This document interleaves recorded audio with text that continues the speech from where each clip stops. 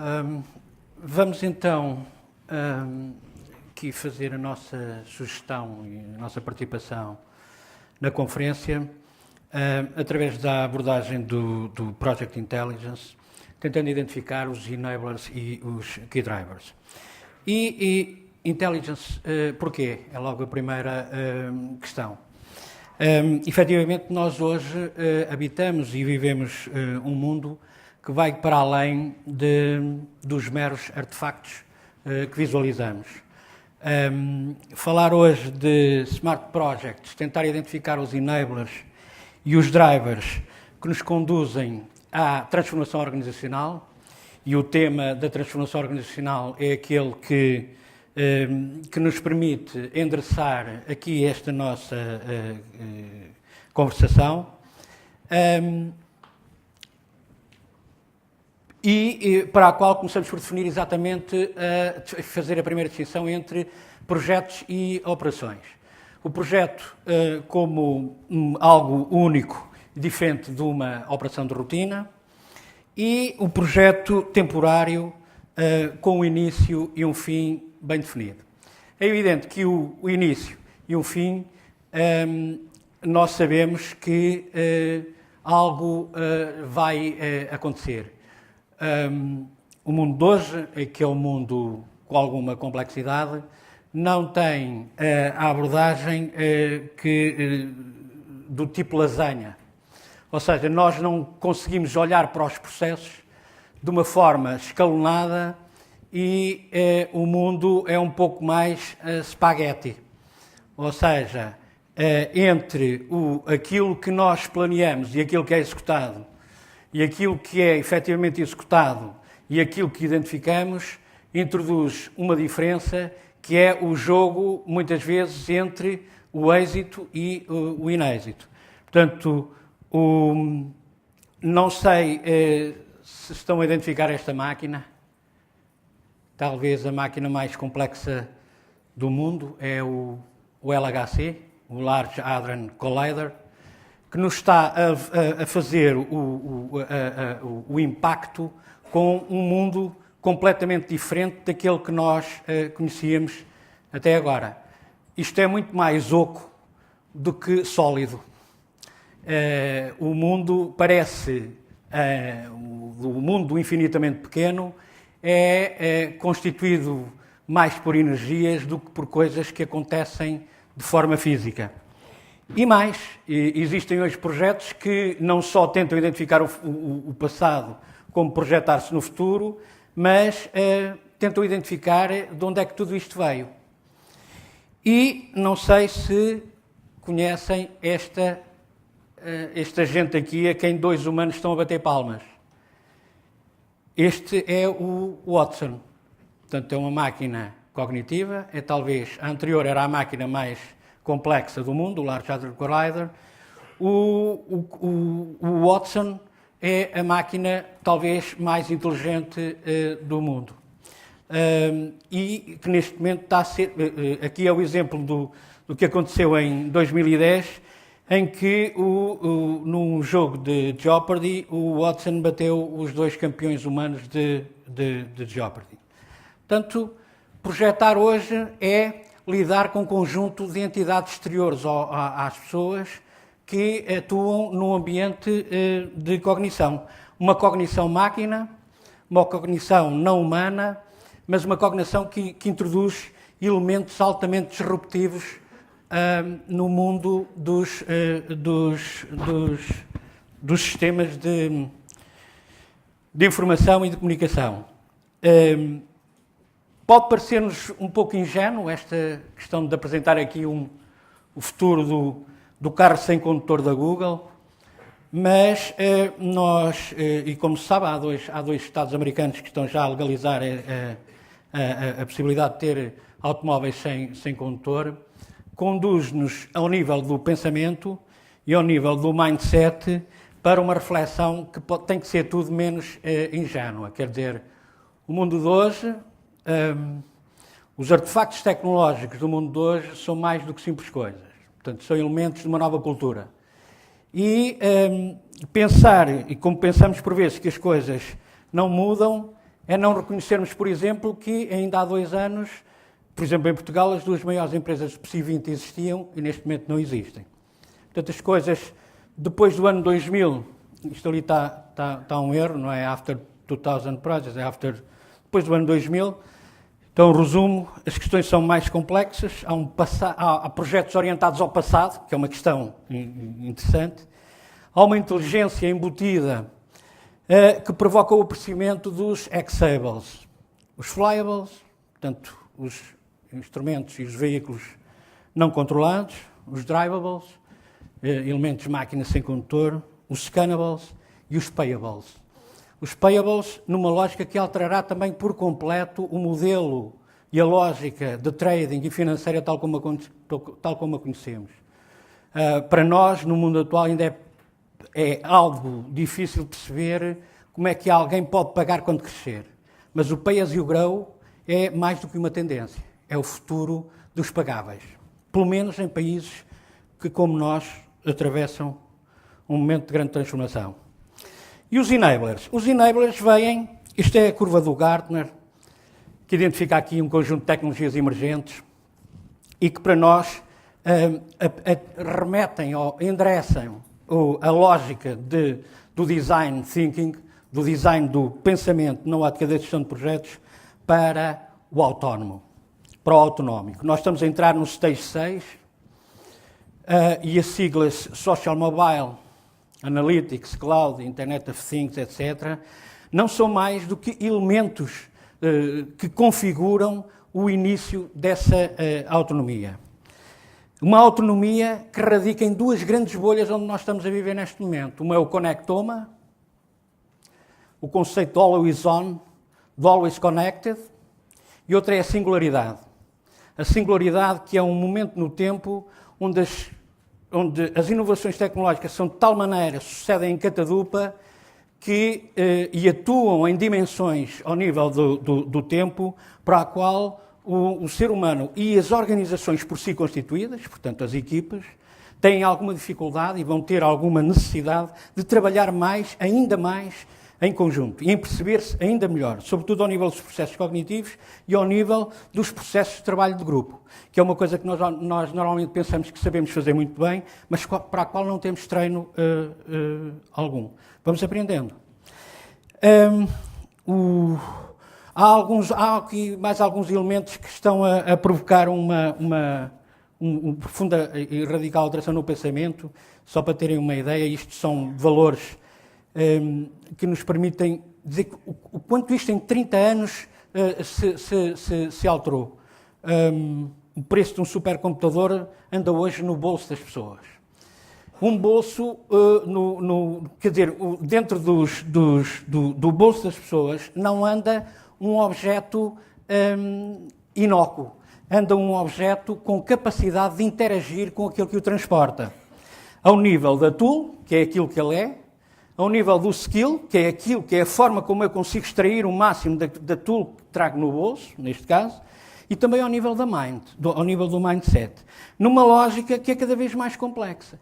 Quando há pouco se falava sobre a dificuldade que é hoje, onde se afirmava que, por exemplo, o BPM não era mainstream, não era ainda mainstream nas organizações, isso tem uma lógica e tem alguma definição, tem alguma justificação.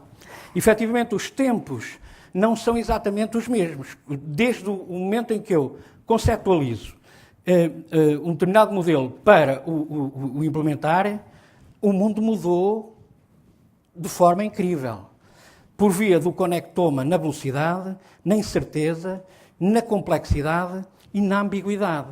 Nós, se não conseguirmos entender estes 4 elementos, dificilmente conseguimos projetar os elementos que nos permitem configurar sistemas de produção de sentido, que é isso que nós pretendemos fazer, seja ao nível dos processos, seja ao nível dos projetos.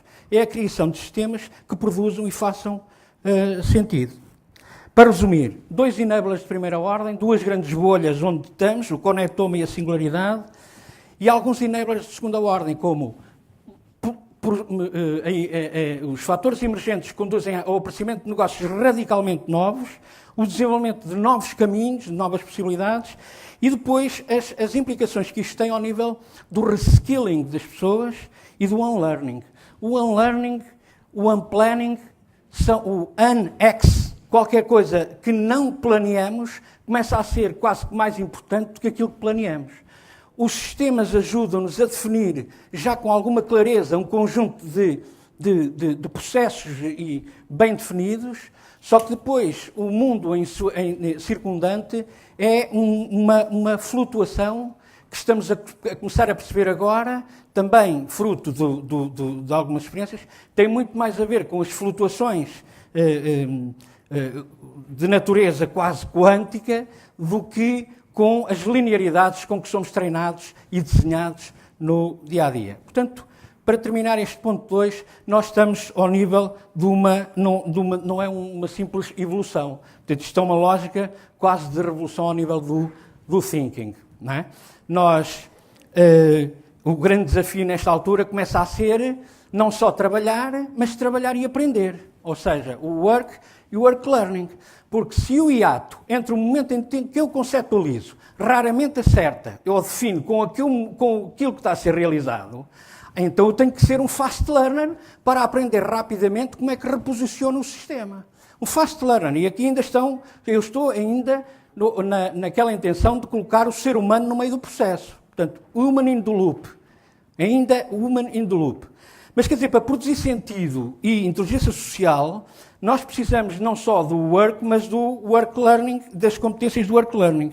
E cada vez mais de gestão das cargas cognitivas, que é algo que também ainda não conseguimos dominar muito bem em face dos elementos informacionais com que somos bombardeados no dia-a-dia. Portanto, a nossa capacidade de comutar entre a memória de curto prazo e os elementos de memória que fazem a normalização e a partilha dos sentidos e dos conteúdos nos trabalhos de grupo, estão permanentemente a ser invadidos. E, portanto, nós também aí temos que começar a ganhar alguma capacidade de gerir a forma como o elemento mais importante que temos opera, que é uma coisa para a qual também não somos treinados. Somos capazes de saber qual é o número dos sapatos, qual é o número da camisa, mas o número do cérebro e a quantidade de processos e de operações da ferramenta mais importante que nós temos, raramente não conseguimos dizer exatamente como é que fazemos e como é que operamos sobre os temas.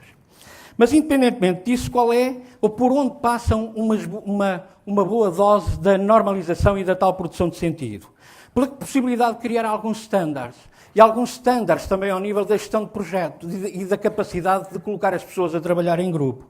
Existem alguns standards do IPMA, do PMI, da ISO 21500, e é um pouco nesta lógica dos standards e da capacidade de puxar, digamos, o mundo com alguma dose de caoticidade, não é? Portanto, os processos e os projetos não têm todos o mesmo volume, não têm todos operam a todas à mesma velocidade. Portanto, eles têm naturalmente as suas dinâmicas próprias. E a forma que nós temos de realizar trabalho conjunto significativo é levar as nossas empresas a criar centros de competência em gestão de projetos, que também é uma coisa que nós pensamos que sabemos fazer muito bem.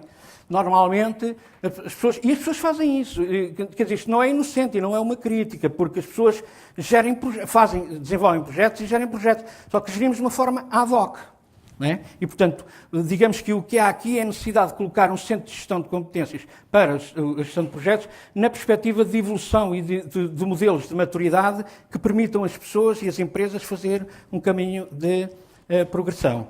Alguns modelos que nos podem ajudar estão perfeitamente definidos, neste caso, os modelos de governance ao nível do IT, como a ISO 38500, mas sempre numa lógica da construção de equipas de alto rendimento. E, para isso, nós necessitamos de, mais uma vez, refletir sobre o que é o mundo que vivemos neste momento. Quer dizer, fazer planning sobre um mundo com o qual nós construímos os primeiros conhecimentos, está neste momento completamente desatualizado em face de tudo aquilo, dos projetos altamente disruptivos que vos apresentei no início da apresentação. Nestes desenvolvimentos há aqui uma lógica de caminho, portanto, de caminhos, no plural.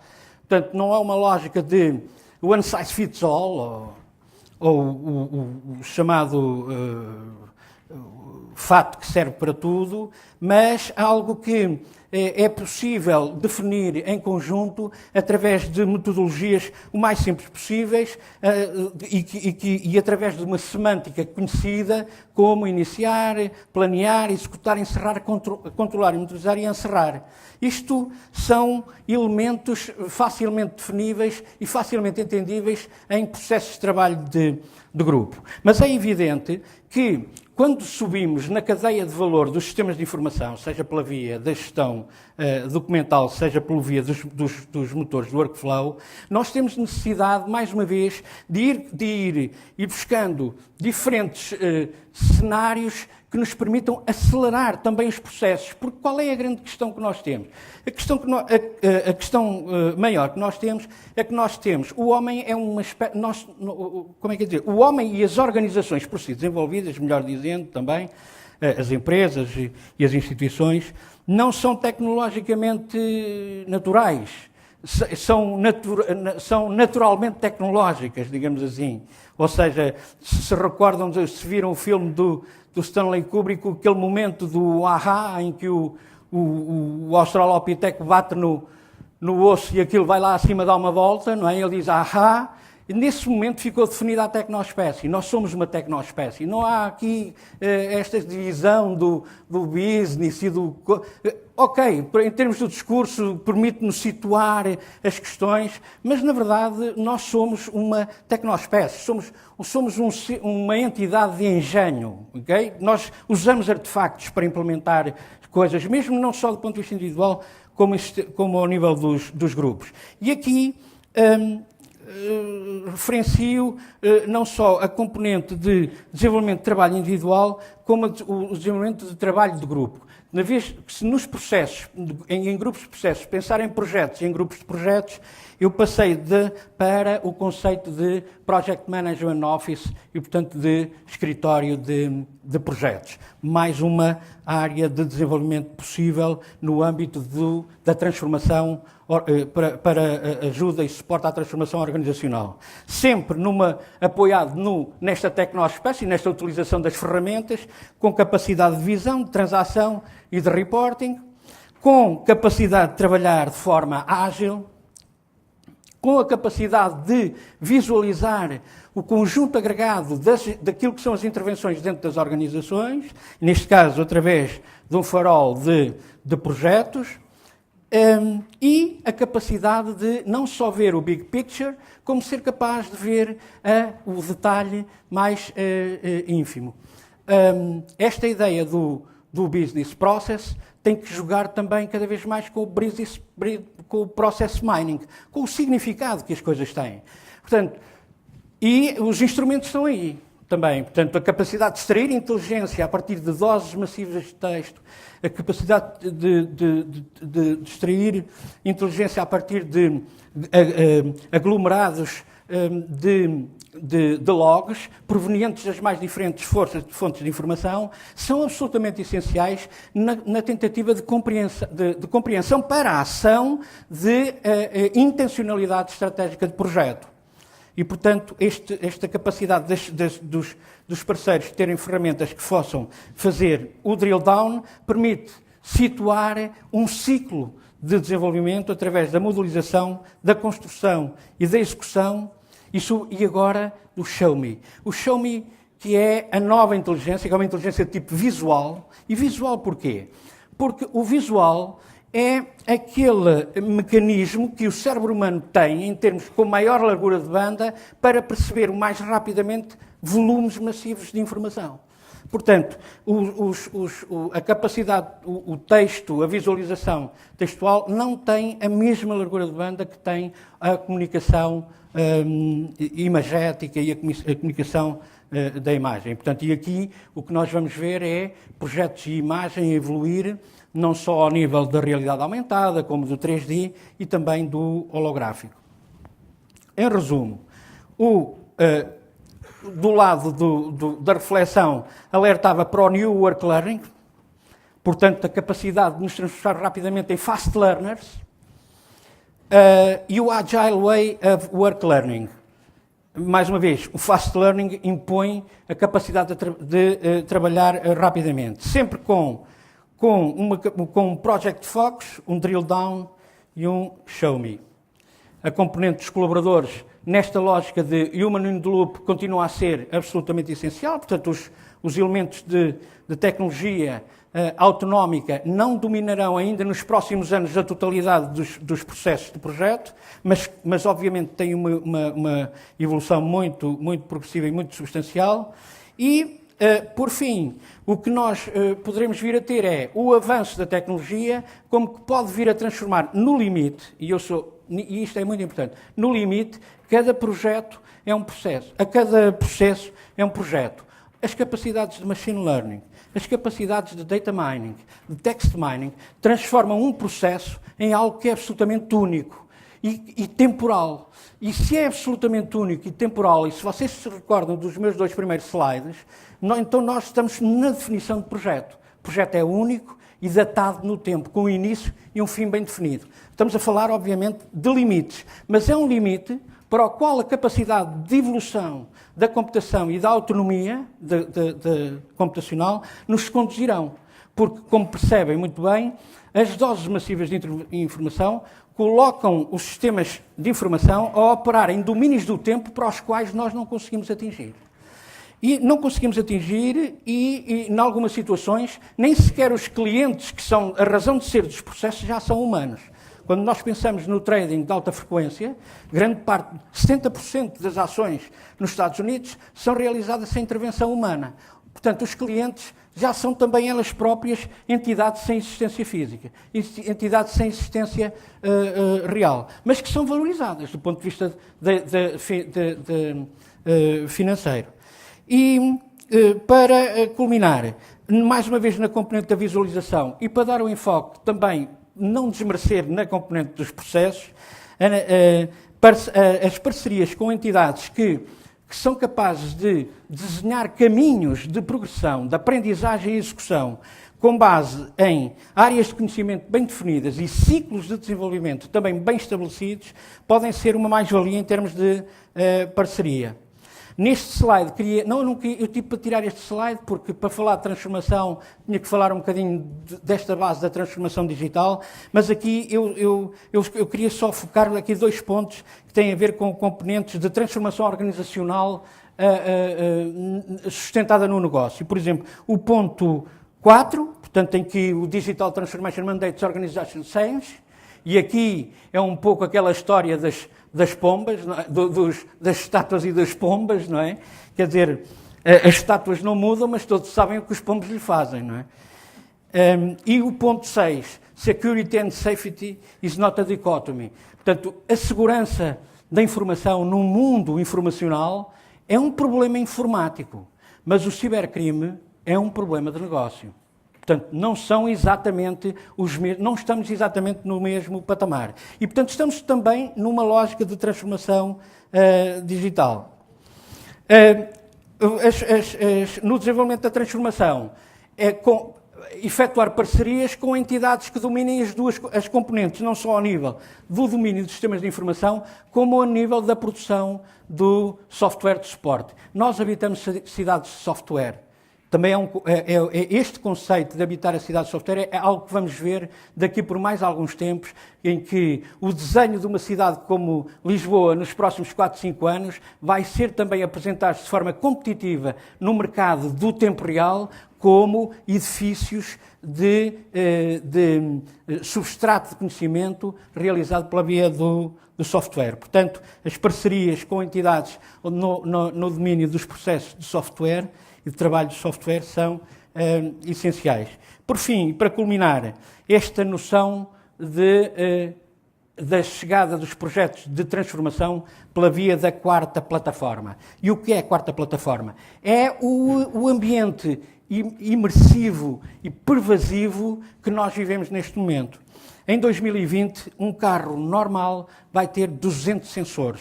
E mais do que soluções, aquilo que devemos perguntar é o que é que fazem 200 sensores dentro de um automóvel.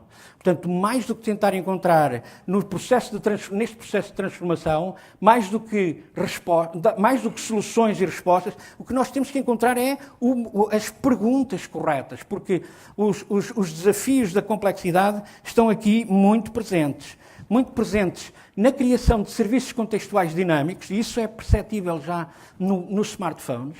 Portanto, o aparecimento de serviços, quem ativar um Google Now, quem ativar um Zapier, quem ativar um If This Then That, quem ativar um MuleSoft, coisas que entram para dentro do software, e vocês vão e começaram a interagir com uma entidade que está a definir serviços contextuais para os quais nunca nos passavam pela cabeça. E, portanto, é esta imersão e esta interação que define o desenho dos novos serviços. Se eu não fizer este exercício, o meu planning acabará por redundar num falhanço.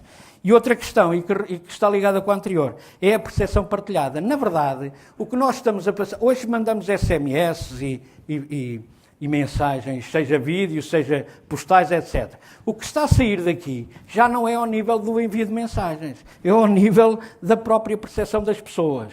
Okay? Portanto, nós largamos, já estamos a abandonar o interface homem-máquina e estamos a caminhar para o interface mente-máquina. Okay? Mind-machine e não man-machine. Portanto, é mais um salto de coisa. Tudo isto se está a realizar num tempo que é um tempo muito curto, mas onde se nota uma dilatação dos diferentes acontecimentos.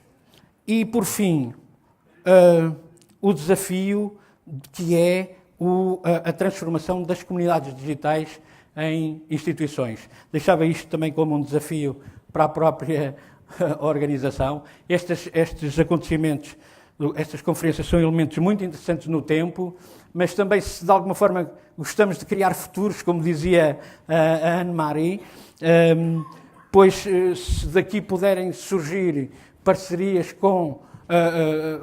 na criação de comunidades para o desenvolvimento dentro desta lógica de interação, de transformação das organizações, seria excelente. Claro, ligando sempre as componentes da ferramenta com as competências e com o mindset. Porque a ferramenta só por si, obviamente, não conduz a grandes resultados. Esta tríade, a ferramenta, o skill e o mindset, é que, atuando de uma forma solidária, pode levar-nos a atingir projetos com algum êxito de transformação organizacional. E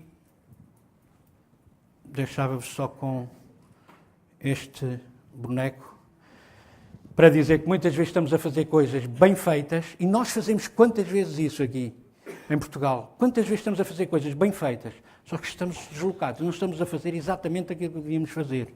Portanto, é um bocadinho este processo. Para terminar, não planear o projeto é planear a falha.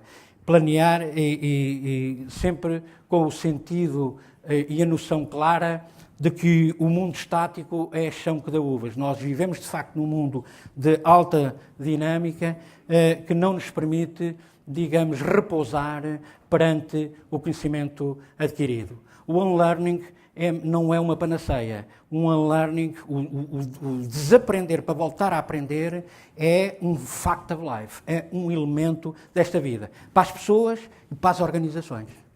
Pronto. Obrigado.